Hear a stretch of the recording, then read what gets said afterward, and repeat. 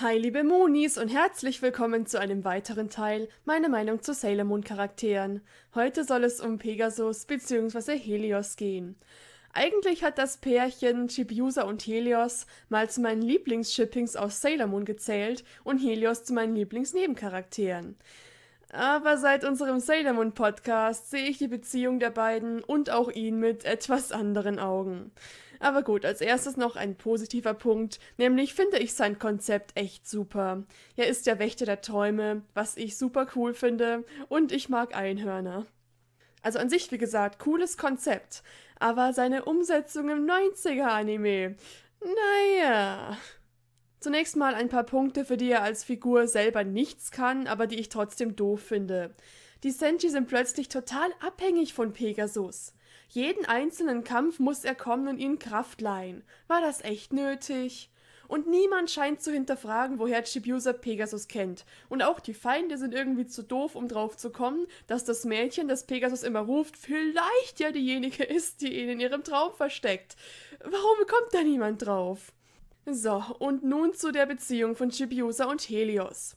Als erstes muss man mal bedenken, dass sie ein Kind ist. Und ich weiß jetzt nicht, wie alt Helios sein soll, aber er ist kein Kind. Das allein ist schon fragwürdig genug, aber dann gibt's ja auch noch die Körpertauschfolge, in der Chibiusa erwachsen ist.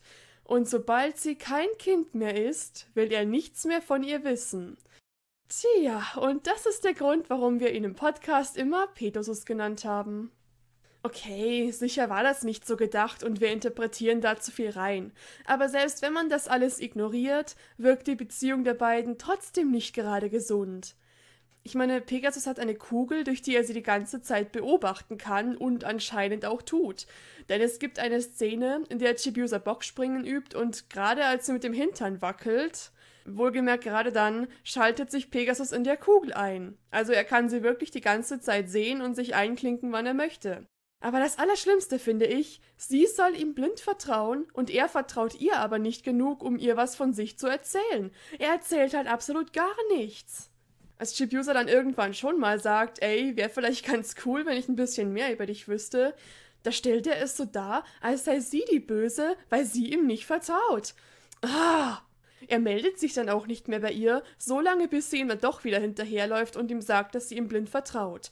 Also, wenn das nicht nach einer ungesunden und manipulativen Beziehung klingt, dann weiß ich auch nicht. Außerdem kann ich nicht verstehen, warum er denn überhaupt nichts erzählt. Er sieht doch, dass die Senshi gegen den Dead Moon kämpfen und demnach auf seiner Seite sind. Und überlegt euch das mal. Er weiß, wer die Feinde sind, was die wollen und wo die ihr Hauptlager haben. Das wären halt verdammt wichtige Informationen. Aber nö, die erzählen wir einfach niemandem, denn das wird ja dabei helfen, den Feind zu besiegen. Also wirklich. Vor allem gibt's halt überhaupt keinen Grund, Chibiusa zu misstrauen. Denn in einer Folge wollte der Feind Chibiusa Pegasus Macht anbieten. Also sie hätte die Macht einfach nehmen können und Pegasus damit kontrollieren können. Aber sie hat's nicht getan, weil sie die Macht nicht wollte. Und selbst danach vertraut er ihr immer noch nicht. Das darf doch nicht wahr sein. Oder wie wär's mit, ich weiß auch nicht, Mamoru, seinem Prinzen, dem er unterstellt ist? Aber nein, auch dem erzählen wir nichts bis kurz vorm Finale. Oh Mann. Im Manga ist das alles zum Glück viel besser und außerdem wirkt die Beziehung zu Chibiusa viel gesünder. Und da finde ich sie auch echt süß, also Chibiusa und Helios im Manga ist immer noch eins meiner Lieblingspärchen. Die Senshi müssen auch nicht jeden Kampf Pegasus rufen, denn sie haben seine Macht einfach immer. Und Chibiusa muss auch nicht einfach nur diese Glocke läuten, nein, sie kann richtig mit angreifen.